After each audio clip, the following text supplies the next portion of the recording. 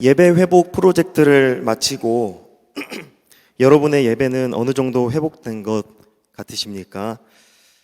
예배 회복 프로젝트는 일정 기간을 두고 진행하는 것도 의미가 있지만 사실상 우리가 하나님 나라에 갈 때까지 해야 하는 것이라 생각합니다. 우리는 돌아서면 내가 무엇을 예배해야 하는지, 또 어떻게 예배해야 하는지 혼동해버리는 연약하고 무지한 존재들이기 때문입니다. 저는 예배 회복 프로젝트가 성경을 보는 또 하나의 관점이 될 수 있다고 생각해 보았습니다. 성경은 태초에 하나님이 보시기에 심히 좋았더라 라고 선언하신 그 완벽한 예배의 모습을 회복해가는 하나님의 예배 회복의 역사라고 생각했습니다. 물론 그 예배 회복은 하나님이 보시기에 심히 안 좋아져 버린 우리의 그 어떠한 노력과 행위로 되는 것이 아니라 전적인 하나님의 은혜로 되는 것입니다. 하나님은 무너져버린 하나님 백성들의 예배를 하나님의 절대적이고 초월적인 방법으로 회복해 가십니다. 그러나 또 무너지고 또 무너지고 선지자를 보내도 무너져버리는 그러한 모습이 반복됩니다. 과연 우리의 완전하고 완벽한 예배 회복은 가능한 것일까요? 하나님은 그것이 가능하다고 말씀하십니다. 성경은 우리로 하여금 참되고 유일한 예배의 대상을 알게 하며 더불어 그 대상에게 참되게 예배하는 방법과 그것의 유익이 무엇인지 알려줍니다.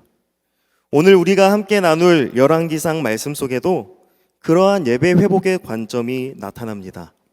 오늘 말씀을 통해 우리가 하나님 나라에 가는 날까지 놓치지 말아야 할 예배를 하나님께서 어떻게 회복하셨고 회복해 가시는지를 알게 되기를 소망합니다. 오늘 우리가 읽은 본문 말씀의 배경은 아합이라는 왕이 북이스라엘을 통치하던 시대입니다. 아합 왕은 북이스라엘의 여느 왕들과 마찬가지로 하나님이 기뻐하시지 않으시는 통치를 했습니다. 그는 우상을 숭배하는 이방 나라의 여인과 결혼을 하고 그 이방 나라의 우상을 이스라엘 나라로 가지고 들어왔습니다. 열왕기 말씀은 이스라엘 왕들에 대해 기록되어 있는데 이 아합 왕은 다른 왕들보다 하나님 앞에 더욱 심각한 죄를 저지른 것으로 평가됩니다. 일반적으로 이스라엘 백성들이 하나님 앞에 지은 죄를 대표하는 표현이 있습니다. 그것은 느밧의 아들 여로보암의 길로 행하였다라는 표현입니다. 이 느밧의 아들 여로보암은 어떤 사람이었냐면 이 다윗의 아들 솔로몬 때까지는 하나였던 이스라엘이 남과 북으로 갈라졌을 때 북쪽 이스라엘의 초대 왕이었습니다. 이 여로보암은 하나님 앞에 심각한 죄를 지었는데 그것은 바로 두 개의 금 송아지를 만들고 하나는 이스라엘 땅의 남쪽 끝 베델에 두고 하나는 이스라엘의 북쪽 끝 단이라는 곳에 두어서 그곳에서 금송아지를 숭배하게 했던 것입니다. 이스라엘 백성들은 하나님이 지정하신 예루살렘 성전에서 하나님께 예배해야 하는데 여로보암은 하나님이 지정하신 곳도 아닌 곳에서 심지어는 하나님도 아닌 사람의 손으로 만든 금 송아지를 예배했던 것입니다. 그래서 열왕기서에 등장하는 왕들을 평가할 때 느밧의 아들 여로보암의 길을 따라 행하였다라는 표현이 나오는 것입니다. 그런데 오늘 이 아합 왕은 더욱 심각한 평가를 받습니다. 아합은 이전에 느밧의 아들 여로보암의 죄악을 오히려 가볍게 여겼고 시돈 사람의 왕 앱바알의 딸 이세벨을 아내로 삼아 그 나라에 가서 그 나라의 우상인 바알을 숭배하였고, 심지어는 이스라엘 땅 사마리아 지역에 바알을 숭배하는 신전을 짓고 바알과 한 쌍인 아세라 우상을 만들고 그것을 숭배하였습니다. 이 열왕기서를 기록한 사람은 아합의 통치를 다음과 같이 평가합니다. 우리 함께 열왕기상 16장 30절부터 33절을 읽어보겠습니다. 함께 읽습니다.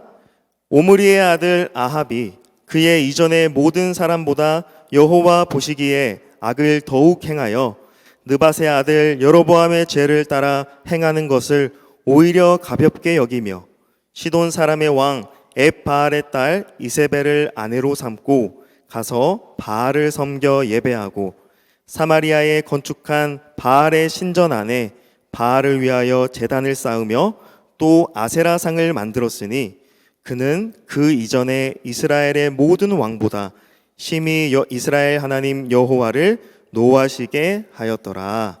아멘. 이렇게 아합 왕의 통치 기간이 하나님이 보시기에 가장 심각했던 때여서 그랬는지 하나님은 이스라엘 백성들을 위해 선지자를 보내시는데 그 선지자가 바로 엘리야입니다. 이스라엘 백성들을 죄에 빠진 상태에 그대로 둘 수 없으신 하나님께서는 이스라엘 백성들을 바알 숭배에서 구원할 구원자를 보내시는 것입니다. 엘리야라는 이름의 뜻은 나의 하나님 여호와라는 것입니다. 엘리라는 말은 나의 하나님이라는 뜻이고 엘리야의 야는 여호와라는 뜻입니다. 즉 엘리야의 이름에서도 알 수 있듯이 여호와 하나님은 엘리야를 통해 여호와만이 진짜 하나님이시라는 것을 아합 왕과 이스라엘 백성들이 알도록 하시려고 그를 보내신 것입니다. 엘리야가 이스라엘 백성들에게 어떻게 여호와 하나님을 보여주었는지 오늘 본문 가운데 나와 있습니다. 오늘 우리가 읽은 본문 말씀 열왕기상 18장 전체 가운데 일부분입니다. 이 오늘 본문만 놓고 읽으면 18장의 맥락을 파악할 수 없기 때문에 우리는 18장을 전체적으로 살펴보아야 합니다. 살펴보아야 오늘 본문의 말씀의 의미를 더욱 정확하게 알 수 있습니다. 먼저 우리는 18장 말씀의 환경적 배경을 알아야 합니다. 현재 이스라엘 땅에는 비가 내리지 않은 지 수년이 지나서 가뭄과 기근에 시달리고 있는 상태입니다. 왜 이스라엘 땅에는 비가 내리지 않았던 것일까요? 17장에 보면 하나님께서 엘리야를 통해서 이스라엘 땅에 비 그침을 선언하게 하셨고 그 뒤에 비가 내리지 않고 시냇물까지 말라버리는 일이 일어났습니다. 하나님은 왜 엘리야를 통해서 아합 왕에게 그리고 이스라엘 땅에 비 그침을 선포하고 비가 내리지 않게 하셨던 것일까요? 우리 함께 열왕기상 17장 1절 말씀을 읽어보겠습니다.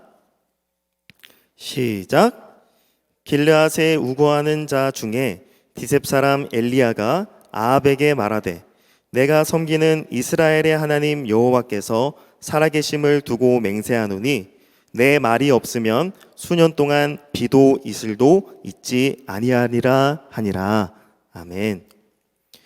엘리야의 이 말로 인해 실제로 비가 내리지 않았고 시냇가도 말라버리게 되었습니다. 17장 7절 말씀을 보면 땅에 비가 내리지 아니하므로 얼마 후에 그 시내가 마르니라 라고 기록되어 있습니다.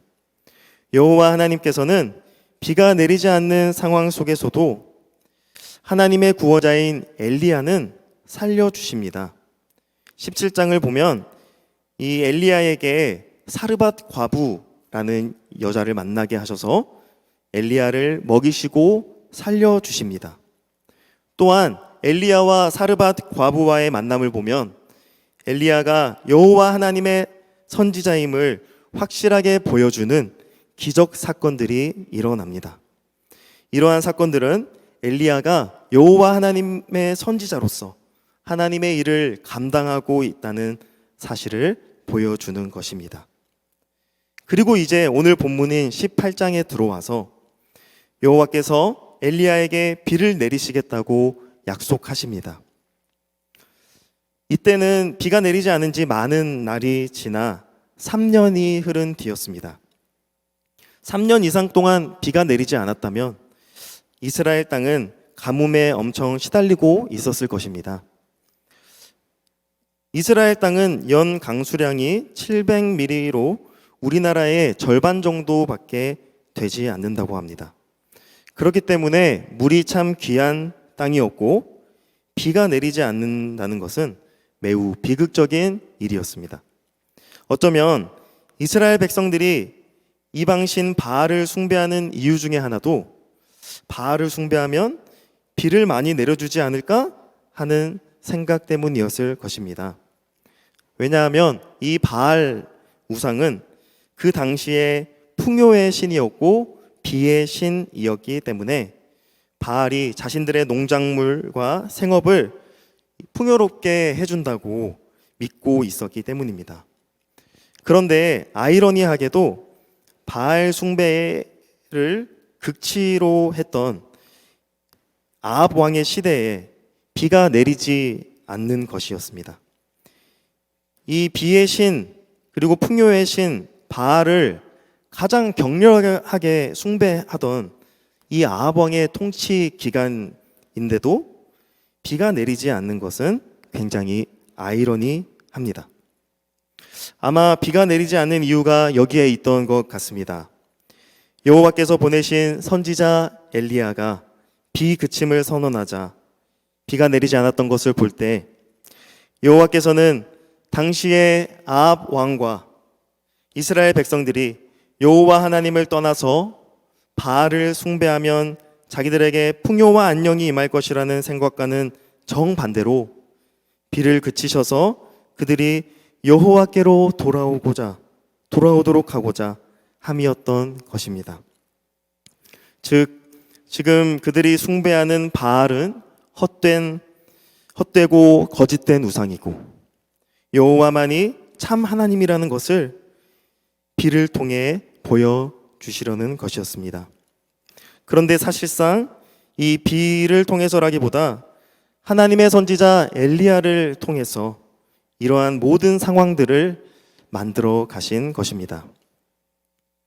이렇게 비가 수년간 오지 않아 기근과 가뭄에 시달리고 있는 상황 가운데 엘리야는 아합 왕을 만납니다. 그때 아합은 엘리야를 향해서 이스라엘을 괴롭게 하는 자여 라고 부릅니다.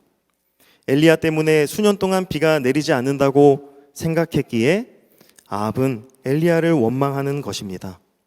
그런데 사실상 엘리야가 이스라엘을 괴롭게 하는 것이 아니라 아합과 그를 통해 이스라엘 백성들에게 퍼지게 된 바알 숭배가 기근과 가뭄으로 괴롭게 된 상황을 만든 것입니다. 어찌 보면 비가 내리지 않는 것은 여호와의 백성인 아합 왕과 이스라엘 백성들이 여호와 하나님을 떠나 바알을 숭배하는 영적인 범죄가 그토록 괴로운 것임을 보여주는 것입니다. 비가 내리지 않는 원인인 바알 숭배는 가뭄의 괴로움보다 더 심각한 영적 괴로움인 것입니다. 엘리야는 그 괴로움에서 구원하기 위해 여호와께서 보내셔서 아합 왕에게 온 것인데 바알 숭배에 눈이 먼 이 아합 왕은 오히려 자신을 구원하기 위해 온 엘리야를 향해 자신들을 괴롭게 하고 있다고 반발하는 것입니다. 비가 내리고 안 내리고보다 더 중요한 것은 여호와께서 진짜 살아계신 유일하신 하나님이심을 아는 것인데 아합 왕은 이것을 잊어버린 것입니다. 그래서 엘리야는 이제 아합 왕과 이스라엘 백성들에게 진짜 하나님이 누구신지 보여줍니다. 이것이 바로 그 유명한 갈멜산에서 엘리야와 바알 선지자와의 대결입니다. 이 이야기를 간략하게 요약하면 다음과 같습니다. 엘리야가 바알 선지자들을 갈멜산으로 불러 모읍니다. 바알 선지자는 450명이고 엘리야는 1명이었습니다. 엘리야와 바알 선지자가 서로 각자의 제단을 쌓고 제사를 드릴 준비를 합니다. 그런데 제사 드릴 것을 다 준비한 후에 마지막에 불은 붙이지 않습니다. 제사 준비는 각자 하되 제사의 마지막을 장식하는 불을 내려주는 하나님이 진짜 하나님으로 증명되는 것입니다. 바알 선지자들의 제단에 불이 임하면 바알이 진짜 하나님이고 엘리야의 제단에 불이 임하면 여호와가 진짜 하나님인 것입니다. 먼저 바알 선지자들이 선두로 나섭니다. 그들은 각자의 방식대로 제단을 쌓고 나서 바알의 이름을 부릅니다. 그들이 부르는 바알의 이름은 무엇이었을까요? 그들은 바알에 대한 어떤 수식어도 하나 없이 단지 바알이여 우리에게 응답하소서라고 외칩니다. 바알 선지자의 제사에서 주목되는 것은 그들의 신인 바알이나 바알의 이름이 아닌 그 바알 선지자들의 행위의식입니다. 그들은 자기들의 규례에 따라 몸을 자해하고 미친 듯이 소리를 지르고 방방 뛰면서 바알을 부릅니다. 바알이 어떤 신이고 바알이 그들의 신으로서 어떤 일을 했는지에 대한 언급은 하나도 없고 단지 그들의 행위의식만이 부각됩니다. 엘리야는 그들을 조롱하며 바알 신이 어디에 있느냐고 묻습니다. 그들은 더욱 큰 소리로 자기들의 행위의식에 따라 바알 신을 찾지만 바알 신은 응답하지 않습니다. 하루 종일이 흘렀음에도 바알 신을 위한 제단에는 불이 내리지 않았습니다. 그리고 이어지는 구절에서 우리는 엘리야가 드리는 제사를 보게 됩니다. 엘리야가 준비하는 제단은 바알 선지자들의 제단과는 달리 매우 구체적으로 묘사됩니다. 엘리야는 무너진 여호와의 제단을 수축하는데 이는 야곱의 아들들의 지파의 수요대로 12개의 돌을 취하여 세웁니다. 엘리야가 12개의 돌을 취한 이유는 그가 하나님의 약속의 말씀을 의지하고 있음을 보여줍니다. 엘리야는 예전에 여호와의 말씀이 야곱에게 임하여 야곱을 이스라엘이라고 부르시고 그와 항상 함께 하시겠다고 하신 그 여호와 하나님의 약속을 의지하는 것입니다. 이스라엘은 여호와께서 야곱에게 지어주신 이름이었습니다. 여호와께서 지어주신 약속의 이름이 바로 이스라엘입니다. 엘리야는 여호와 하나님의 말씀과 그가 지어주신 이름을 의지하여 제단을 쌓았던 것입니다. 그리고 엘리야는 제단 주위로 도랑을 파고 그 위에 4개의 물통에 물을 담아 총 3번을 붓습니다. 그러자 제단이 물에 다 젖었고 제단 주위의 도랑에 물이 가득 차게 되어 흘러 넘칠 정도였습니다. 사실 지금 환경적인 배경은 비가 내리지 않은 지 수년이 지났기 때문에 물이 굉장히 귀했을 것인데도 여기서 엘리야가 물 4바구니를 3번이나 부을 수 있었다는 것 또한 신비롭습니다. 엘리야의 제단은 사람들이 갈급해하던 물로 젖은 제단이었고 그렇기에 한편으로는 불에 탈 수 없는 제단이었습니다. 물과 불은 상극이죠. 물은 불을 끄고 불은 물을 증발시킵니다. 엘리야가 이러한 상식을 몰랐을 리가 없음에도 불구하고 그의 제단은 충만한 물로 젖어 있었습니다. 이러한 충만한 물로 젖은 제단이 우리에게 보여주는 것은 불이 붙을 수 없는 불가능한 상황이 전제되었다는 사실입니다. 지금 없어서 마시지 못하는 물을 제단에 모두 부어버리다니, 게다가 불이 내려와 제단을 모두 태워야만 진짜 하나님이라는 것을 보여줄 수 있는데 그러한 가능성조차도 희미해져 버린 것입니다. 그런데 한편으로는 이렇게 흠뻑 물에 젖은 제단의 모습은 마치 현재 바알 숭배에 빠져 있는 이스라엘 백성들의 모습도 비춰집니다. 바알 숭배에 극심히 빠져 있어 도저히 손쓸 수 없는 이스라엘 백성들의 모습, 여호와의 약속을 받은 백성으로서 다시 회복할 수 있는 여지가 조금도 보이지 않는 모습, 지금 이스라엘 백성들이 여호와 하나님으로부터 멀어진 모습은 마치 물에 젖어버린 엘리야의 제단, 혹여나 불이 내려도 아무런 효과가 없을 것 같은 그러한 모습이 바로 이스라엘 백성들의 모습이 아니었을까요? 그리고 이제 오늘 우리가 읽은 본문 말씀인 엘리야의 기도가 이어집니다. 엘리야는 여호와 하나님의 이름을 부릅니다. 그 이름을 무엇이라 부릅니까? 엘리야는 여호와의 이름을 아브라함과 이삭과 이스라엘의 하나님이라고 부릅니다. 아브라함과 이삭과 이스라엘은 이스라엘 백성들의 선조들입니다. 왜 이 선조들의 이름을 수식하여 여호와 하나님을 부르고 있는 것일까요? 바로 아브라함을 선택하시고 이삭을 선택하시고 이스라엘을 선택하신 분이 여호와 하나님이시기 때문입니다. 여호와 하나님의 자기소개는 항상 이 세 사람, 아브라함, 이삭, 이스라엘이라는 수식어가 함께 옵니다. 출애굽기 3장 15절에 보면 여호와께서 모세에게 나타나셨을 때에도 자기를 이렇게 소개하셨습니다. 우리 함께 출애굽기 3장 15절 말씀을 큰 목소리로 읽겠습니다. 시작. 하나님이 또 모세에게 이르시되 너는 이스라엘 자손에게 이같이 이르기를 너희 조상의 하나님 여호와 곧 아브라함의 하나님, 이삭의 하나님, 야곱의 하나님께서 나를 너희에게 보내셨다 하라. 이는 나의 영원한 이름이요 대대로 기억할 나의 칭호니라. 아멘. 여호와 하나님은 이스라엘 백성들의 삶, 그들의 역사를 이끌어 오신 분이십니다.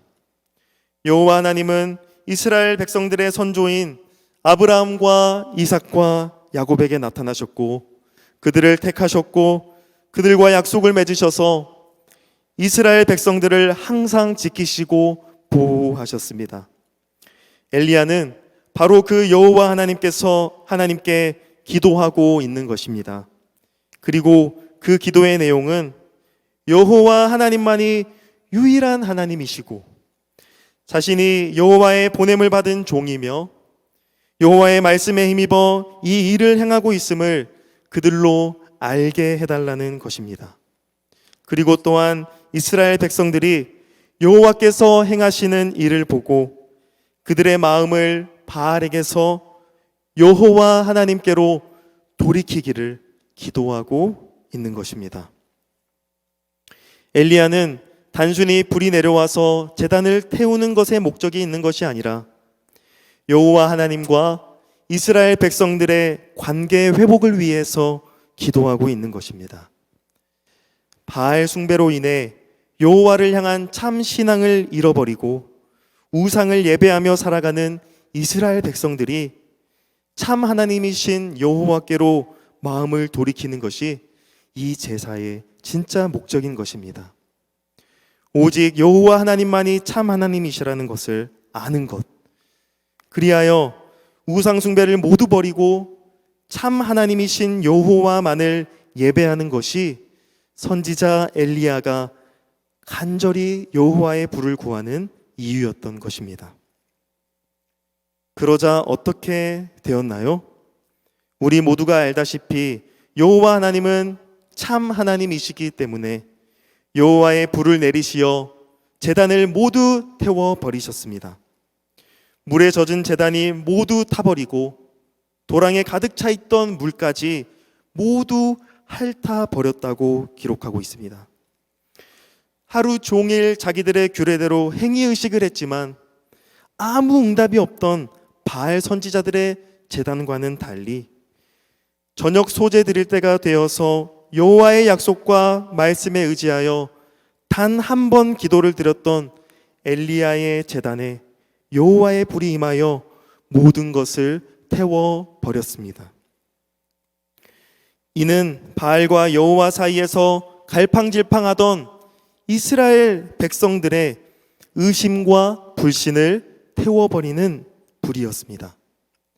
불이 내려도 태워버리기가 불가능할 것 같던 이 젖어있는 제단을 태워버리신 것은 마치 되돌이키기에 불가능할 것 같던 이스라엘 백성들의 그 죄악된 마음을 태워버리신 것과도 같습니다.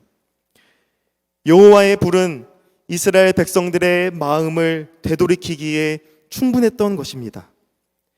사람의 어떠한 행위로서 되는 것이 아니라 오직 여호와의 불이 임하였을 때에 이스라엘 백성들이 회심하였던 것입니다. 이를 본 이스라엘 백성들은 그들의 마음을 돌이키어 다음과 같이 고백합니다. 여호와 그는 하나님이시로다. 여호와 그는 하나님이시로다. 그리고 이스라엘 백성들은 엘리야의 명령을 받고 바알 선지자들을 모두 잡아 죽입니다. 이스라엘 백성들은 처음에는 바알과 여호와 사이에서 갈팡질팡했지만 이제 여호와의 불이 임하여 젖은 제단을 모두 태워버린 것을 본 뒤에 여호와께서 참 하나님이시라는 것을 알게 되었습니다. 그 결과 이스라엘 백성들은 이제 여호와의 종 엘리야의 명령에 갈팡질팡하지 않고 즉시에 순종하는 것이었습니다. 그렇다면 현재의 환경적 배경인 내리지 않고 있는 비는 어떻게 되었을까요? 오늘 본문에 포함되지는 않았지만 41절부터 이후의 말씀을 보면 이제 여호와께서 비를 내리십니다. 수년간 그쳤던 비가 드디어 내리는 것은 다름 아닌 이스라엘 백성들을 향한 여호와 하나님의 사랑입니다. 왜냐하면 가뭄은 하나님이 이스라엘 백성들을 죽이기 위해 허락하신 것이 아니고 그들을 심판하시기 위해 허락하신 것이 아니고 그들을 구원하시기 위한 것이기 때문입니다. 그 사실을 어떻게 알 수 있습니까? 바로 엘리야의 제사를 통해서 알 수 있습니다. 여호와께서 진짜 하나님이심을 나타내 보이시고 죽음을 맞이한 자들은 아합 왕도 아니었고 이스라엘 백성들도 아니었습니다. 죽음을 당한 자들은 바알 선지자들이었습니다. 즉 여호와 하나님은 비록 우상 숭배에 빠져 있던 이스라엘 백성들이지만 그들을 죽이고자 하신 것이 아니라 그들을 구원하시고 그들에게 하늘에서 내리는 비를 먹이시기 위함이었습니다. 여호와 하나님께서 엘리야 선지자를 통해 이 기적을 베푸신 것은 이스라엘 백성들로부터 바알 숭배를 몰아내고 그들이 여호와 하나님만을 사랑하며 예배하도록 하기 위한 것이었습니다. 그 결과 그쳤던 비가 내리고 아합 왕과 이스라엘 백성들은 물을 마실 수 있게 된 것이었습니다. 사랑하는 여러분, 오늘 말씀에서 엘리야는 아합 왕을 포함한 이스라엘 백성들에게 바알이 아닌 여호와께서 참 하나님이심을 알게 하였습니다. 그리고 이스라엘 백성들 가운데 만연한 바알 숭배를 몰아내었습니다. 이스라엘 백성들은 여호와 하나님과 바알 사이에서 진짜 하나님이 누구인지 갈팡질팡했습니다. 그러나 여호와의 불이 임하고 젖은 제단과 물을 모조리 태워버렸을 때 그들은 여호와께서 참 하나님이시라는 것을 알게 되었습니다. 여호와 하나님께서 엘리야를 통해 이스라엘 백성들과의 그 깨어졌던 관계를 회복시키신 것입니다. 이것은 다름 아닌 이스라엘 백성들의 예배의 회복이었고 참된 정체성의 회복이었습니다. 저는 오늘 우리에게 주신 이 하나님의 말씀이 우리를 참된 예배자로 회복시키시기 위해서 이 땅에 오신 하나님의 아들 예수 그리스도를 증거하고 있음을 확신합니다. 우리는 모두 각자의 손으로 만들어 놓은 우상들을 숭배하며 살고 있었습니다. 지금도 그렇게 살고 있는지도 모릅니다. 우리는 거짓되고 헛된 하나님을 예배하며 살았습니다. 그러나 이제는 하나님의 아들 예수님께서 십자가에 달려 죽으시고 부활하셔서 모든 죄를 다 해결하셨고 이제는 그가 보내신 성령님께서 도저히 불이 붙지 않을 것처럼 죄에 젖어 있는 우리 가운데 찾아오셔서 우리의 죄를 여호와의 불로 태우셨습니다. 예수님 때문에 우리는 참되신 하나님을 알게 되었습니다. 예수님께서 사마리아 땅 우물가의 여인에게 이렇게 말씀하셨습니다. 요한복음 4장 23절 24절 우리 함께 합독하겠습니다. 시작. 아버지께 참되게 예배하는 자들은 영과 진리로 예배할 때가 오나니 곧 이때라.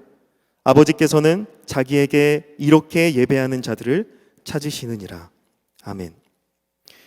예수님이 오심으로 인해서 이제 아버지께 참되게 예배할 수 있게 되었다는 예수님의 선언입니다. 예수님은 헛되고 거짓된 것을 예배하던 이스라엘 백성들뿐만 아니라 죄에 빠져 참되신 하나님을 알지 못하는 사람들에게까지도 참되신 하나님을 알려주시기 위해 오셨습니다. 이제는 예수님으로 인해 참되신 하나님을 알게 되었고 영과 진리로 예배할 수 있게 되었습니다. 오직 예수님으로 인해 하나님 아버지께서 찾으시는 예배자로 설 수 있게 된 것입니다. 오늘 말씀에 이스라엘 백성들이 엘리야로 인해 여호와 하나님을 알게 되었던 것처럼 이제 우리는 우리의 유일하고 영원한 구원자이신 예수님으로 인해 참되신 하나님을 알게 되었습니다.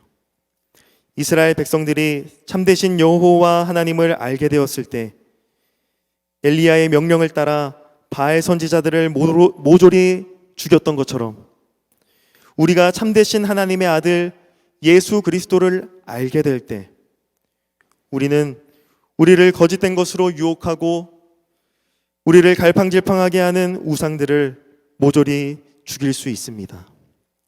예수 그리스도의 십자가와 부활 앞에 엎드릴 때 우리는 우리 삶에서 여전히 싸우고 있는 헛된 우상들을 몰아낼 수 있습니다.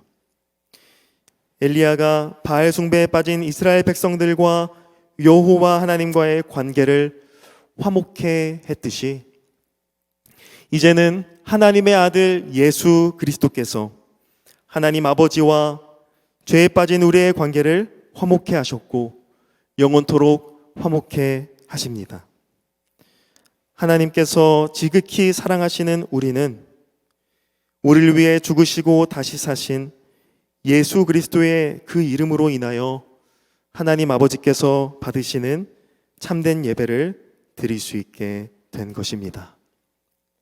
기도하겠습니다.